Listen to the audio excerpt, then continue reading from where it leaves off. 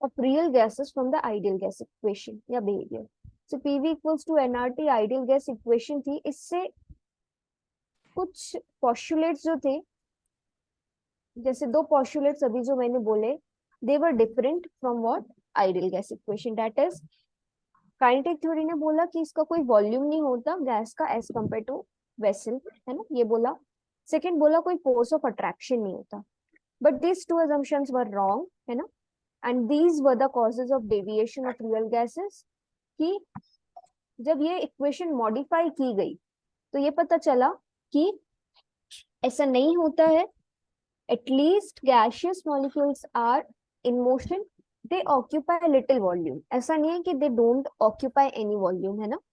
तो दो ये जो assumptions मैंने आपको बोले कि they occupy the volume, and second force of attraction उनमें कुछ ना कुछ होता है. They show some attractive forces.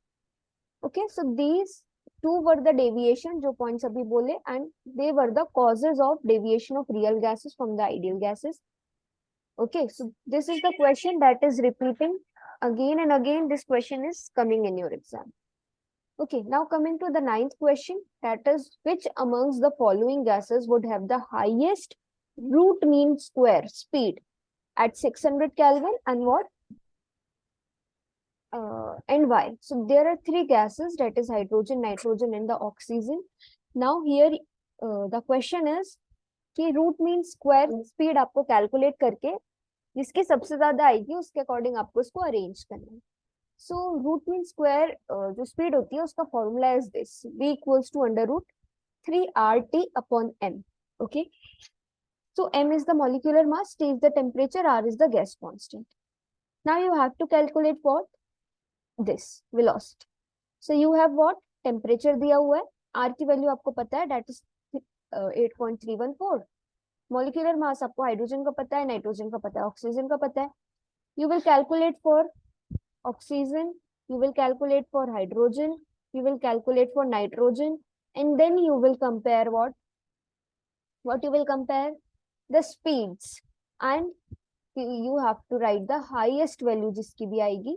You have to mention either the nitrogen or the oxygen or the hydrogen, जिसकी भी आपकी स्पीड आएगी. So ये सॉल्व करते बनेगा.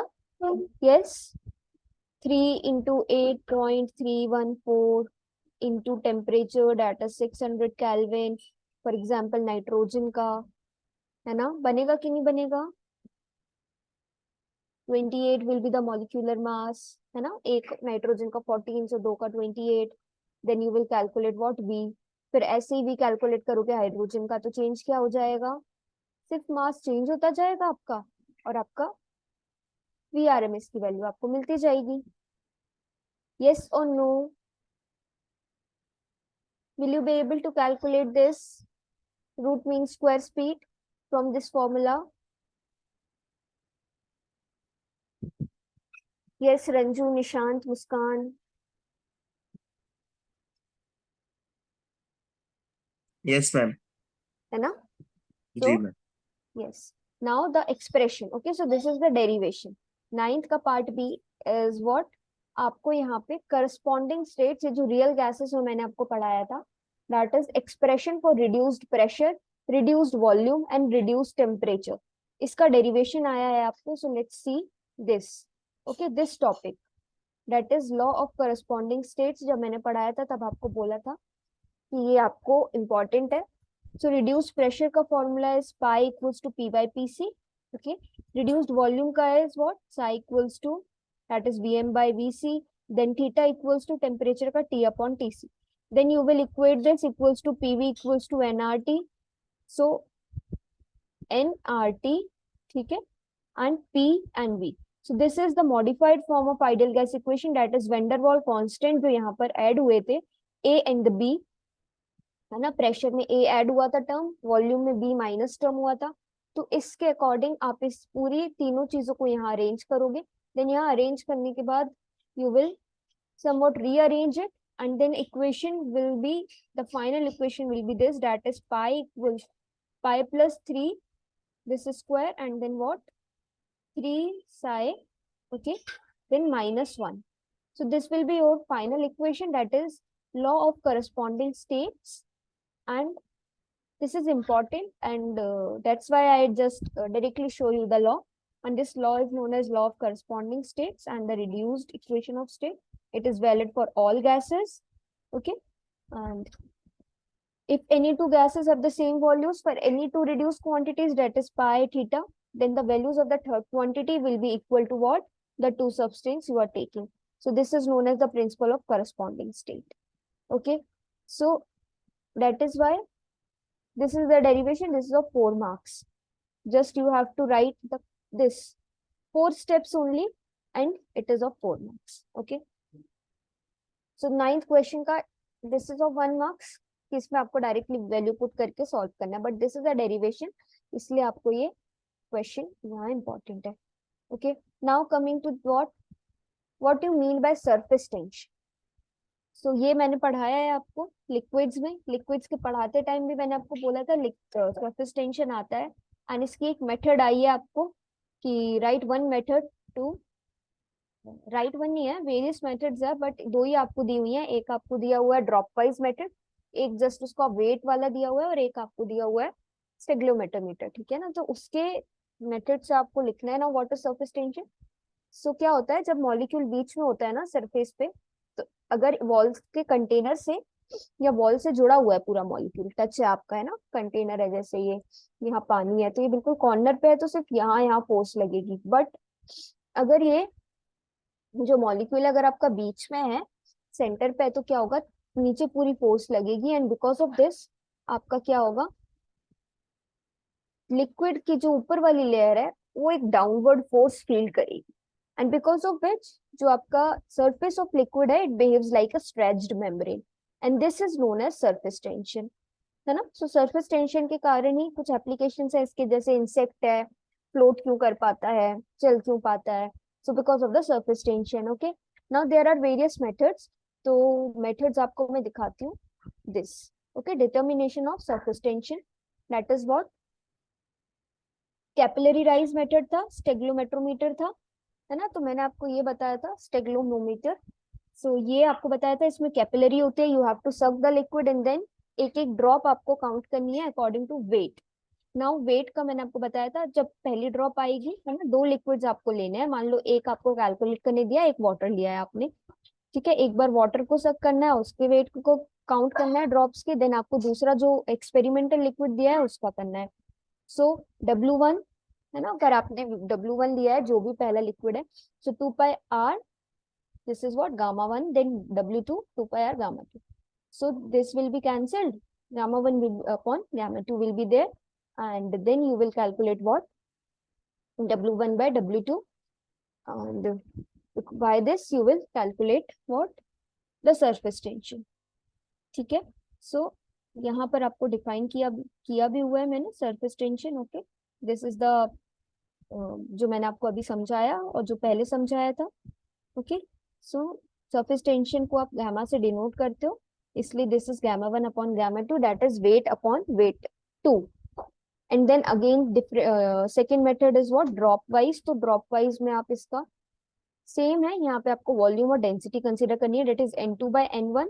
Now surface tension 1 is directly proportional to density 1, but inversely proportional to what N2 यहाँ पे ऊपर है. Okay, so N2 is the number of drops forming. Okay, so these are the 2 methods, that is एक आपकी ये capillary method, steglomometer, and then drop number method. So these 2 methods are there. You can define both the methods, or you can define only one method also. Now coming to what 11th question, that is give the definition of amorphous and the crystalline solids.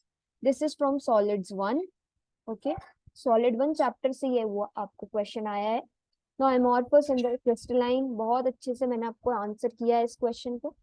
Solids 1 में आप देखोगे, differentiate करोगे तो बन जाएगा आपको crystalline में regular arrangement होता है, एमोर्फस में कुछ नहीं होता है ना. इसमें लॉन्ग रेंज ऑर्डर होता है क्रिस्टलाइन में, एंड पर्टिकुलर अरेंजमेंट, दूर दूर तक आप जाओगे तो आपको पर्टिकुलर अरेंजमेंट, बिल्कुल सिस्टमैटिक अरेंजमेंट मिलेगा. Now you are asking to provide what examples. So when you give example, you will have to give the example of what amorphous and the crystalline. So amorphous के example आपके हो सकते हैं क्या, glasses हो सकते हैं, मेटालिक पॉलीमर्स हो सकते हैं, है ना, ये सारे आपके amorphous के एग्जाम्पल है. नाउ क्रिस्टलाइन, क्रिस्टलाइन के एग्जाम्पल आपके जैसे सोडियम क्लोराइड, पोटेशियम क्लोराइड, है ना, ये सारे एग्जाम्पल्स आपके क्रिस्टलाइन के होंगे. ओके, सो 5 मार्क्स का क्वेश्चन है.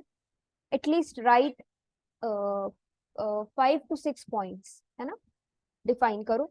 टेबुलर फॉर्म में आपको डिफाइन करना, जैसे मैंने आपको बताया था, क्योंकि ये it gives what good impression to the examiner. Okay, now coming to what Bragg's law. तो ब्रेग्स लॉ, ये मैंने आपको बोला था सॉलिड 2 में से है, और आपको ये भी बोला था कि ये आता है, इंपॉर्टेंट है. यस, तो किसी को ब्रेग्स लॉ की डेफिनेशन याद है? याद है? कोई बताएगा मुझे ब्रेग्स लॉ? मैंने पढ़ाते टाइम भी बोला था कि ये इंपॉर्टेंट है.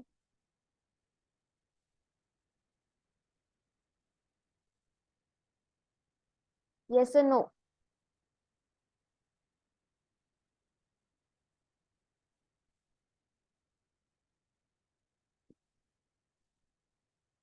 Yes Ranju, what do you mean by Bragg's law?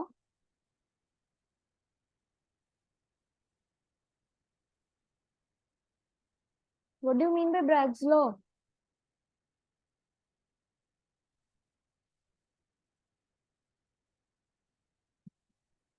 Hmm,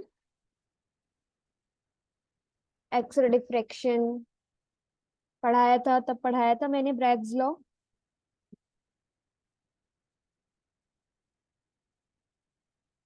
integral multiple of wavelength, path difference, distance, angle, 2D sine theta.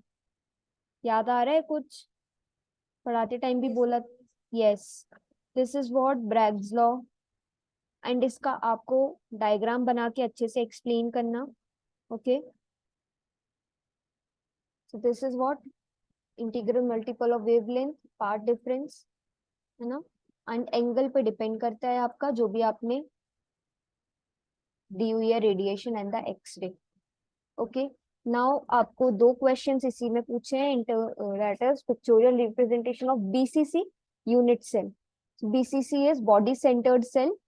So body centred and FCC, तो एफसीसी में फेस पे भी होते हैं, बॉडी सेंटर्ड में एक बीच में होता है. That is, this is the pictorial representation. I already drawn for you.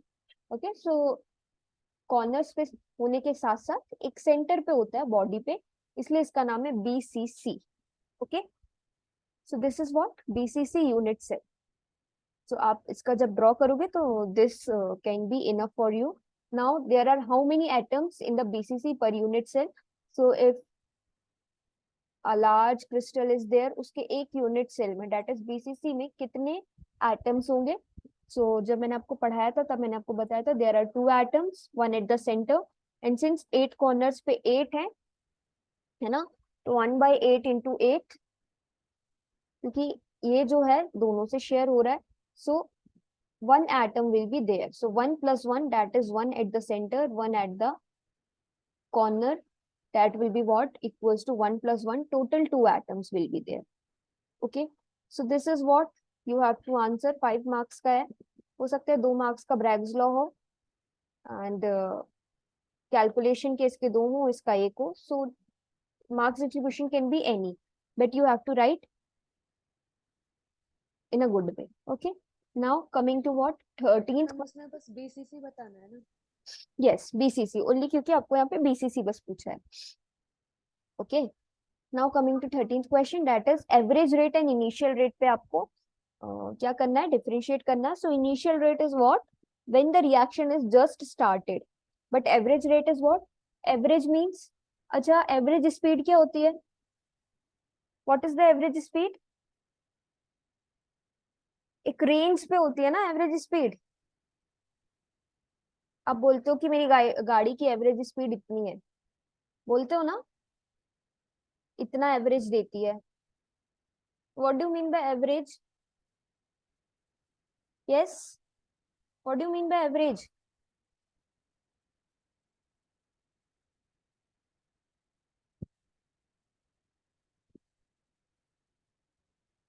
there are two terms, that is average rate and the instantaneous rate. When you say instantaneous rate, that means कि एक particular time, that is maybe 30 second पे कितनी थी, but average rate means over a range of time, the time you started and the time you ended, उसके बीच में there are n number of time जिस पे आप रोके स्टार्ट किया. So average rate is the range of time when you take and calculate the rate of reaction, and initial means just when you just started the reaction. Okay, so 2 marks का question है ये, 2 points are enough to write. Not the derivation. So derivation zero order का reaction का आया है आपको, तो zero order reaction का derivation मैंने आपको chemical kinetics में पढ़ाया है. So you have to go there, look at the derivation and just solve it. Yes, बनेगा first, second order and third order, first order, second order and the zero order. तीनों के derivations मैंने आपको बताए हैं और मैंने आपको पढ़ाते टाइम भी बोला था कि important है. और फर्स्ट ऑर्डर का इसके पहले वाले पेपर में आया था, तब मैंने वहां पे आपको बताया था कि how you have to equate average rate and the instantaneous rate, then you have to take the what limits and then you have to solve it. Yes, ma'am किस में ये जीरोथ ऑर्डर रिएक्शन कौन से chapter में? chemical kinetics. Okay ma'am. Yes, okay. So this is how you will solve, like dr upon dt equals to k. This is the instantaneous rate, है ना. Then average rate k, that is rate equals to, यहाँ rate equals to k, है ना. इन दोनों को equate करोगे आप k को, देन रेट की पावर यहाँ रिएक्टेंट की पावर यहाँ पे 0 होगी क्योंकि 0 ऑर्डर के लिए कैलकुलेट करना है. सो आपकी सिर्फ और सिर्फ इंस्टेंटेनियस से आपका डेरिवेशन पूरा हो जाएगा. So you have to write the integrated rate law equation here, derive you have to. This is of 3 marks. So like I said ना कि आपको तीनों ऑर्डर के डेरिवेशंस करके जाने ही जाने, क्योंकि ये क्वेश्चंस रिपीटेड है ना, तो ये तो करके ही जाना है. Now coming to the last question. So this question is again repeated. So someone said कि मुझे इसकी ट्रिक पता है, तो किसी ने कुछ बोला था कल की क्लास में, आई थिंक सो, कि मैम वो वाला क्वेश्चन उस ट्रिक से कर सकते हैं कि नहीं. सो जिसने बोला था वो ज्वाइंड है क्या, या मैं मैम बताऊं? किसी ने बताया था कि नीट वाले ट्रिक से हाँ कुछ होता है. हाँ, तो लेट्स मूव. अच्छा वो नहीं है तो अपन अपना देखते हैं. Okay, so okay, so 14th, that is A plus B. आपको प्रोडक्ट मिल रहा है. ओके, आपको इनिशियल कंसेंट्रेशन ए का दिया है, बी का दिया है, रेट्स दिए हुए हैं. Now you have to calculate what order with respect to A and the B. Means यहाँ पे क्या हो सकता है, रेट लॉ जब आप लिखते हो सबसे पहले आपको रेट लॉ लिखना होता है. So K, that is A and the B. So I always said what कि आप इसको कंसीडर कर लो. यहाँ पे मे बी 1 1 1 2 2 1 कुछ भी हो सकता है, यू डोंट नो. इसलिए आपको क्वेश्चन क्या है, ऑर्डर आपको यहाँ कैलकुलेट करना है. So let's consider what alpha and the beta. Okay, now this is the rate law. ऐसे लिखते हो ना रेट लॉ, रिएक्टेंट्स, है ना. ऑर्डर क्या होता है, द एक्सपोनेंट्स या power raise to the concentration term of the reactants, यही होता है ना ऑर्डर. ऐसे लिखते हो रेट लॉ इक्वेशन. सो आप ऐसे लिखोगे, then what you have to calculate overall order and the rate constant. So k आपको calculate करना है, and overall order means alpha plus the beta, and order of reaction with respect to a and the b, that is alpha and the beta. तो ये आपको calculate करना है. Now how you will calculate? So I said again कि आपको यहाँ पे ऐसे दो rates का रेशियो लेना है जिसमें a का कंसंट्रेशन सेम हो या तो b का सेम हो एक बार. तो मान लो आपने ले लिया 1, this is 1, this is 2 and this is 3. Okay, now if I say you have taken the ratio like rate 1 and rate 2, आपने इन दोनों का रेशियो लिया है. So you will write according to this. rate 1 क्या हो जाएगा, k, a is what, 2.2 into 10 to the power minus 4 alpha, and b is what, 3.2, है ना. इस पूरा नहीं लिख रही हूँ, just imagine. Then this is the B. Now again यहाँ पे रेट 2 क्या है, रेट 2 के लिए 4.4, किसकी वैल्यू है, ए की value, 10 to the power -4 alpha. B की वैल्यू क्या है, 3.2 beta. and 10 to the power -5. सो ये और ये टर्म कैंसिल हो जाएगा, सेम है, तो बीटा तो चला गया। अब आपके पास k और k भी कैंसिल हो गया क्योंकि ये भी सेम था। Now rate 1 and the rate 2। Now rate 1 is what? 5.2 upon 2.1 rate, 10 to the power -4, 10 to the power -3. Okay, now this, so point से point आपका हट गया। now 22 ones are 22, 22 twos are 4, so 1/2 whole की power what? Alpha. Okay, now solve this. so 21 twos are 52 कितने times में cut होगा ये?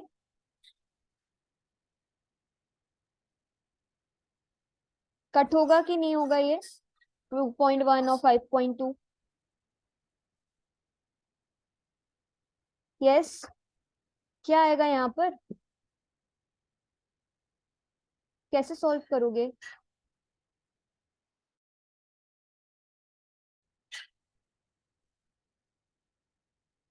नहीं, तो ये क्या होगा, ऐसे ही रह जाएगा क्या?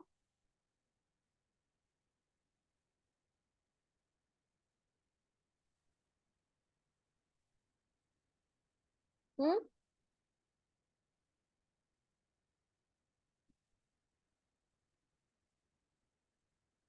so what will happen, Sushri?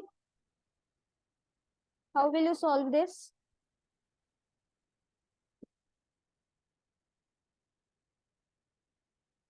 अच्छा, 21 twos are 2 ones are 2, 2 twos are 4. 2.47 होगा। What? 5.2 से 2.1 कटेगा तो 2.47 होगा। No, you have to compare the bases. Like I said in earlier question कि यहाँ पे आपकी सेम वैल्यू आएगी, है ना? अगर 1/2 1/2 आती है और यहाँ अल्फा होता है तो when basis are same powers are compared, so यहाँ आपका अल्फा में भी 1 हो जाता या 2 हो जाता। तो बट ये तो कट नहीं रहा है, कोई वैल्यू आपकी फ्रैक्शन में आ नहीं रही है, तो या तो यहाँ पे ये वैल्यू इन्होंने गलत दिया, डेट इज 5.2, यहाँ 4.2 होना चाहिए तभी ये कटता, है ना? 4.2 होता तो यहाँ 2 से कट जाता आपका, एंड देन आप इसको इन्वर्स करते तो आपकी पावर सेम आ जाती एंड अल्फा की वैल्यू कुछ आपको मिलती। ठीक है, तो अल्फा को छोड़ते हैं, बीटा को देखते हैं, बीटा की वैल्यू कट रही है कि नहीं। बीटा की वैल्यू अपन कंपेयर करते हैं। ओके, सो मेरे हिसाब से यहाँ 4.2 होना चाहिए क्योंकि ये सॉल्व नहीं होगा नहीं तो, है ना? जैसे आपको मैंने पहले क्वेश्चंस बताए उसमें ये परफेक्टली कट होता है ना? तो let's see for the beta. Beta के लिए देखते हैं अपन, दैट इज रेट 3 और रेट 4 का रेशियो लेते हैं। ठीक है, रेट 2 एंड रेट 3 का, 4 तो है ही नहीं, rate 2। So rate 2 and rate 3। Okay, now considering what, again के से के कट जाएगा आपका। अब इसमें सेम क्या है, ए, सो ए से ए कट जाएगा आपका, है ना? ये कट जाएगा जैसे अभी मैंने आपको बताया। बीटा बचेगा तो 3.2 upon 6.4 and into 10 to the power 5 into 10 to the power 5 and what will be there, इसकी पूरे की value that is beta and beta, so 32, cancel out हो जाएगा। yes, 2s are yes ma'am. 1/2 beta, now 2.1 upon 8.4 again. So क्या ये solve हो रहा है? सॉल्व हो रहा है क्या ये? 1/4। Yes ma'am. कितने से हो रहा है? 4 ma'am. 4 4। Times so 1/4 equals equal to to 1/2। 1/2 beta. Yes, yes or no? Yes ma'am. Yes. अच्छा, now can you write 1/4 like this?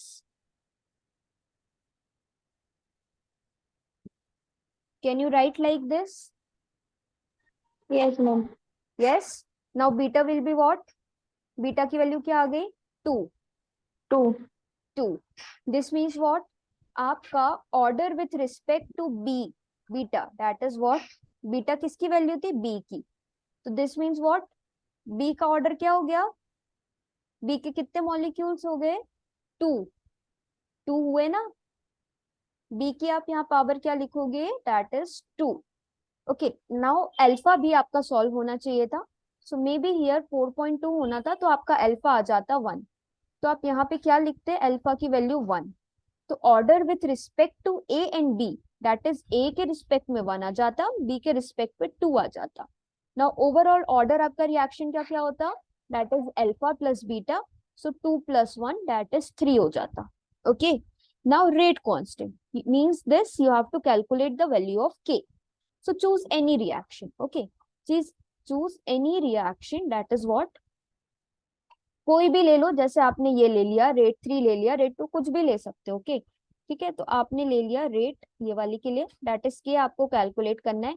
आपको ए की वैल्यू इसमें पता है, बी की वैल्यू आपको पता है, यहाँ पे रख देना ए की वैल्यू बी की वैल्यू। ऑर्डर क्या है, यहाँ 1 रखना, यहाँ 2 रखना, सॉल्व करना। रेट आप इसी रिएक्शन का लोगे क्योंकि आपने रेट इस रिएक्शन का लिया है, तो यहाँ 8.4 इंटू 10⁻³ जब आपको ये दोनों पता है, ये पता है, तो के की वैल्यू कैलकुलेट हो जाएगी। होगी कि नहीं, होगी कि नहीं,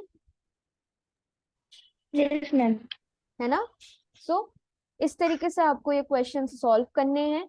सो ये क्वेश्चन मैंडेटरी टाइप का लगने लगा है मुझे, हर क्वेश्चन पेपर में आपको ये क्वेश्चन आ रहा है। So just you have to choose the ratio जिसमें एक टर्म कैंसिल हो जाए, है ना। उसके बाद you have to choose what,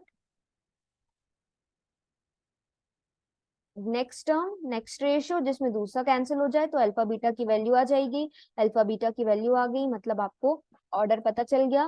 then overall order में आपको अल्फा प्लस बीटा करना है, देन रेट कांस्टेंट में आपको के की वैल्यू निकालनी है। Okay, so this is how you will solve this question, that is of chemical kinetics, and we are over with all the 3 papers. किसी को कोई डाउट, यस और नो?